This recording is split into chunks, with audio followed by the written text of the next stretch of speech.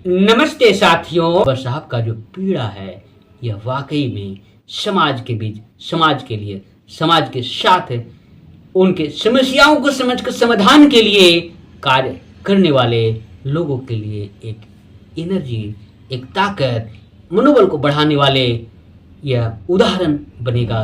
इसी बात को ध्यान में रखकर मैंने ये वीडियो आप लोगों के बीच पेश कर रहा हूँ। नानक चंद रतू, मेरे लोगों को बता देना कि जो कुछ मैंने किया है वह अपने विरोधियों से जीवन भर संघर्ष करते हुए और कुचल कर रख देने वाली कठिनाइयों और कभी न खत्म होने वाले बाधाओं से गुजर कर ही कर पाया है। बाबा साहब का अंतिम संदेश में बाबा साहब और नानक चंद रतू के बीच के वार्तालाप का अंश लिखा हुआ है। पढ़े लिखे लोगों के बारे में कहते हैं, जो कुछ मैं प्राप्त कर सका उससे कुछ पढ़े लिखे लोग ही मौज उड़ा रहे हैं। उनके मन में अपने बहुजन भाइयों के प्रति कोई सहानुभूति नहीं है। वे केवल अपने लिए और मात्र अपने हित लाभ के लिए ही जी रहे हैं। वे अपनी तबाही की राह बना रहे हैं, पर लगता है जीवन थोड़ा ही बचा है। ये बातें सुनने के बाद नानक चंद रतू बिल्कुल स्तब्ध हो जाते हैं। मैं यह भी चाहता था कि बहुजन लोगों में से मेरे जीवन में ही कोई आगे आए और मेरे बाद इस आंदोलन को आगे बढ़ाने की भारी जिम्मेवारी का वहन करें। बाबा साहब आगे कहते हैं कि मुझे पढ़े लिखे लोगों और राजनेताओं पर विश्वास था कि वे आंदोलन को आगे ले जाएंगे। वे नेतृत्व और शक्ति के लिए आपस में ही लड़ रहे हैं। ऐसे देश में जन्म लेना पाप है जहां की जनता जाति पाति के भेदभाव के पूर्वाग्रह से ग्रसित हो। चारों ओर से गालियां सुनने के बावजूद भी मैंने बहुत कर दिखाया है। नानक चंद रतू कहते हैं कि मैंने देखा कि उनके गालों पर आंसू बहने लगे। मेरी आंखों में भी आंसू भर आए। पहले भी कई अवसरों पर मैंने उन्हें आहत और रोए हुए देखा था। इस बार तो मेरी कल्पना से भी अधिक हो गया था। फिर उनके चेहरे पर गहरी पीड़ा प्रकट हुई। तत्पश्चात उन्होंने कहा, साहस रखो, दुखी न हो, जीवन तो एक न एक दिन समाप्त होना ही है। मैं शिव प्रसाद और बोध रत्न मगध विश्वविद्यालय शोध छात्र, बोध गया, बिहार से। अभी मैं आप लोगों को रंजीत कबीरपंथी के द्वारा लिखी गई एक पुस्तक मुझे पढ़े लिखे लोगों ने बहुत धोखा दिया है का अगला पृष्ठ बाबा साहब का अंतिम संदेश पढ़कर सुनाने जा रहा हूँ। ये बाबा साहब का अंतिम संदेश में बाबा साहब और नानक चंद रतू के बीच के वार्तालाप का अंश लिखा हुआ है। इसमें बाबा साहब पढ़े लिखे लोगों के बारे में कहते हैं कि मैं तो लगभग अपंग और बीमार के कारण बिस्तर से लग गया हूँ। जो कुछ मैं प्राप्त कर सका उससे कुछ पढ़े लिखे लोग ही मौज उड़ा रहे हैं और वे अपने कपटपूर्ण कार्यकलापों के कारण बिल्कुल व्यर्थ है। उनके मन में अपने बहुजन भाइयों के प्रति कोई सहानुभूति नहीं है। वे तो मेरी कल्पना से भी आगे निकल गए। वे केवल अपने लिए और मात्र अपने हित लाभ के लिए ही जी रहे हैं। उनमें से कोई भी सामाजिक कार्य के लिए तैयार नहीं है।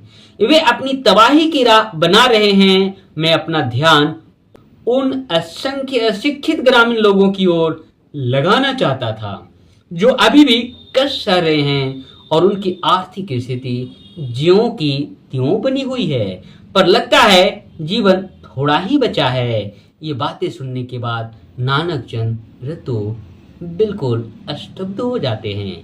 इसके बाद बाबा साहब और आगे बातों को रखते हैं। बाबा साहब कहते हैं, मैं यह भी चाहता था कि बहुजन लोगों में से मेरे जीवन में ही कोई आगे आए और मेरे बाद इस आंदोलन को आगे बढ़ाने की भारी जिम्मेवारी का वहन करें, परंतु ऐसा कोई नहीं दिखता जो समय की कसौटी पर खरा उतरे।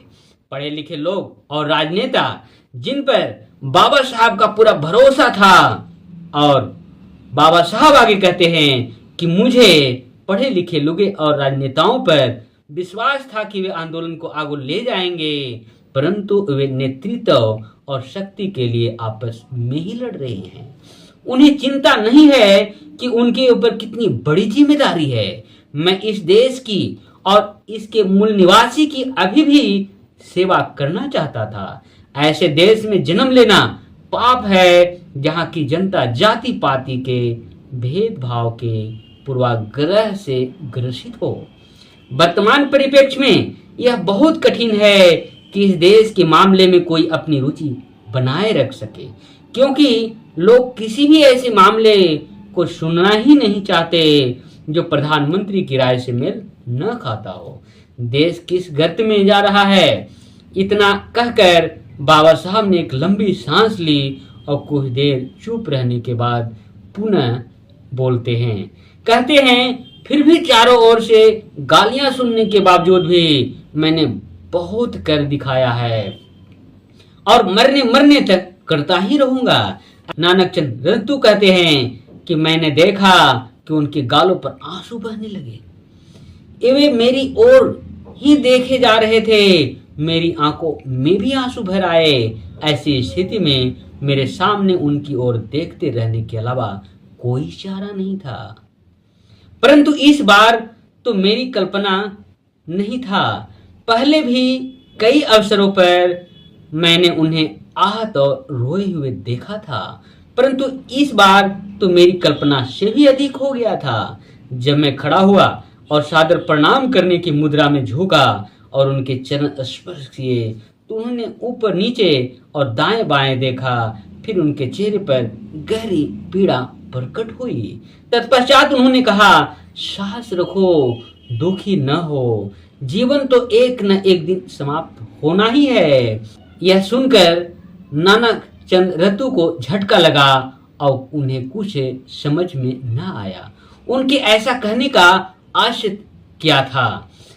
इसके बाद नानक चंद रत्तू भावहीन होकर उन्हें निहारते ही रह जाते हैं। इसके बाद बाबा साहब आगे कहते हैं, थोड़ी देर शांत रहने के बाद अपने आंसू पोंछते हुए और अपना हाथ उठाकर उन्होंने कहा, नानक चंद रत्तू, मेरे लोगों को बता देना कि जो कुछ मैंने किया है वह अपने विरोधियों से जीवन भर संघर्ष करते हुए और कुचल कर रख देने वाली कठिनाइयों और कभी न खत्म होने वाले बाधाओं से गुजर कर ही कर पाया है। साथियों, ये बाबा साहब डॉक्टर अंबेडकर और उनके सचिव नानक चंद रत्तू के बीच का इस संवाद का अंश है, जिसे बाबा साहब का अंतिम संदेश लेखक रंजीत कबीरपंथी के द्वारा लिखी गई है। यह भाव और यह फीलिंग और ये बाबा साहब का जो पीड़ा है, यह वाकई में समाज के बीच, समाज के लिए, समाज के साथ उनके समस्याओं को समझकर समाधान के लिए कार्य करने वाले लोगों के लिए एक एनर्जी, एक ताकत, मनोबल को बढ़ाने वाले यह उदाहरण बनेगा। इसी बात को ध्यान में रखकर मैंने ये वीडियो आप लोगों के बीच पेश कर रहा हूँ। इसी के साथ आप तमाम लोगों को मेरी ओर से बहुत बहुत धन्यवाद, साधुवाद। उम्मीद है कि आपको ये वीडियो अच्छी लगेगी और इस वीडियो को ज़्यादा से ज़्यादा ग्रुपों में शेयर करते हुए सब्सक्राइब करेंगे और इसको लाइक तथा कमेंट अवश्य करेंगे।